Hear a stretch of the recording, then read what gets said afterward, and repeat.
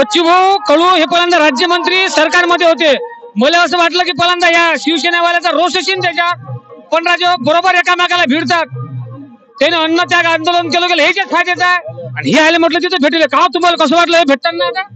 अन्नदाग आंदोलन भाऊनं सांगितलं ना की आमच्या ते जुने तालुका प्रमुखच आहेत, त्याच्यानंतर ते आमदार आहेत. पण नंतर गेलते ते मधातून गुवाहाटीले गेले होते. आता तो कसा आहे, ते गुवाहाटीला गेले नाही गेले आता ते तो प्रश्न त्यांचा आहे.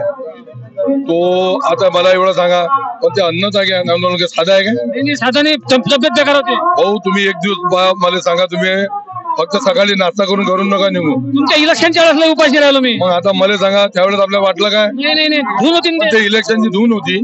तुम्ही माझ्यासोबत होते, मी उपाशी होतो, तुम्ही उपाशी होते, पण लोकांनी आपल्याला उपाशी ठेवलं नाही. कोणाच्या घरात गेलो तुम्हाला आदेश वगैरे आहेत का वरतून किंवा तुम्ही भेटेल जा? तसं झालो काय मी? म्हणजे आदेश नसते तुम्ही आले नसते? आलोच असतो ना. शेतकऱ्याच्या प्रश्नाला तुम्ही शेतकऱ्याचे प्रश्न जे आहे, जे आमचे प्रश्न आहेत, ते शेतकऱ्याचे प्रश्न जे बच्चूभाऊ मांडून राहिले. तुम्हाला असं जा वाटवलं का इथून आता? नाही, असं जाणे वाटून राहिलं. तरी कोण चालले मग? झोपू काय ती तुम्हाला पुढे जा लागते रेल्वे सोडून. हो हे बघ येईल झालं 7:40 ची रेल्वे आहे. आणि उद्या मी अल्पसंख्याक म्हणजे समितीचा मी आयोगाची मीटिंग आहे. मी त्याचा एक संचालक आहे. त्यामुळे त्या समिती प्रमुखांच्या आदेशानं मला तिथे जाणं जरुरी आहे आणि या मागण्याही त्याच्यात मांडणं आहे. बरोबर. मग मी तिथपर्यंत सुधीर भाऊची घेतो ना मुलाखत. नमस्कार भाऊ. काय भाषण केलं बा, लय दिवसचा जोश पाहायला मिळाला. झाला काय वाघ थंड बुडा झाला काय? पण आजच्या भाषणावरून म्हटलं नाना भाऊ, अजूनही म्हटलं वाघ बुडा नाही झाला, दणकेबाज झालं म्हटलं. तुम्हाला वाटत नाही का बच्चू भाऊ असे करतात, आपणही असे आंदोलन करा म्हणून शिवसेनेचे? बच्चू भाऊ तयारच शिवसेनेत झाला. बच्चू भाऊचा जन्म शिवसेनेतनच आहे. काही अपरिहार्य कारणामुळे एका घराचे 2 घरं झाले. आमचा लहान भाऊ हा रागानं बाहेर गेला, पण तो तिथं बोललाय मोठा झाला.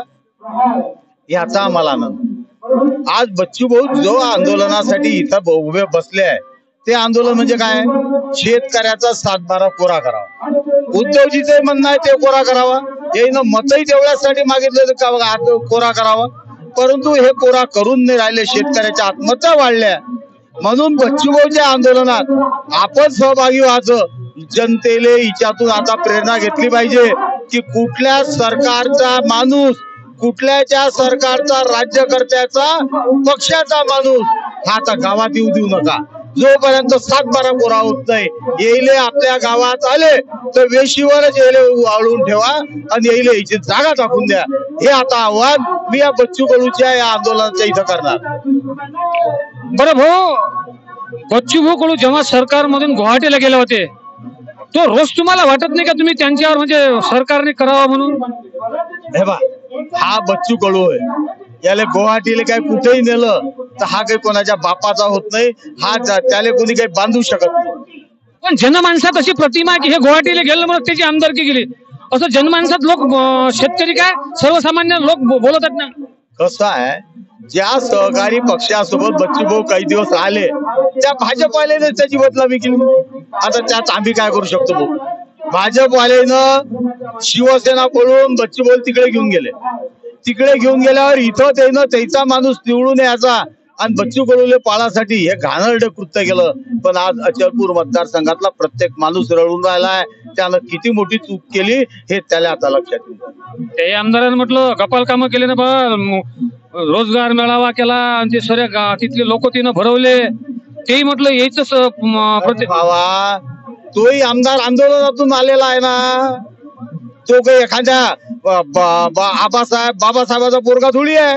पण तो मतदारसंघ भाग्यवान नाही का? अचलपूरचे दोन्ही आमदार खतरनाक भेटले ना. हे बा, मतदारसंघ तो भाग्यवान आहे. त्या मतदारसंघाला अचलपूरचा एवढा इतिहास आहे की माझ्या बाळासाहेब ठाकरेची आई तिच्या शाळेत मास्तरी नव्हती.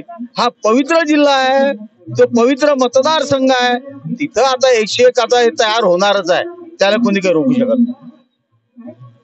बरं, ह्या आंदोलनात तुम्ही आले म्हटलं, तुम्हाला असं थोडस मला जसं पत्रकार म्हणून वाटते आणि शेतकरी म्हणून वाटते की जे टिकेतनं 1 वर्ष आंदोलन छेडलं होतं त्याची पब्लिक म्हटलं देखणी झाली, पण इथं थोडसा लोकांनी अळवलं असेल का पक्षपात होऊन राहिला की बच्चू भाऊच्या बाबतीत लोकांची प्रति एक हे राजकारणासाठी करायला असं वाटतंय?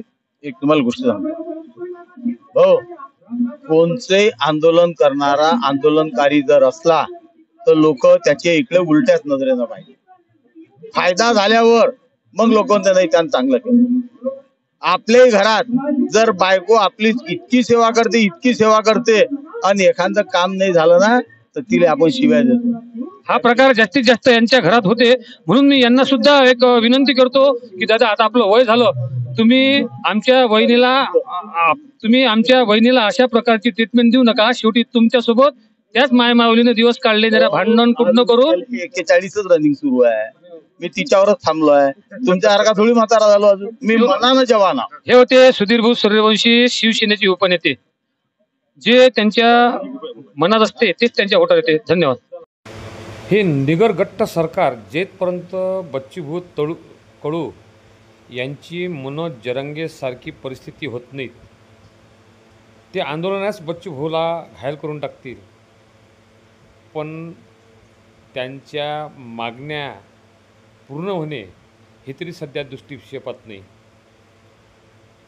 असेच व्हिडिओ पाहण्याकरता पात्रा गन्ना कफन्ना यूट्यूब चॅनल. प्रस्तुतता गणेश पाटील सागरे. धन्यवाद.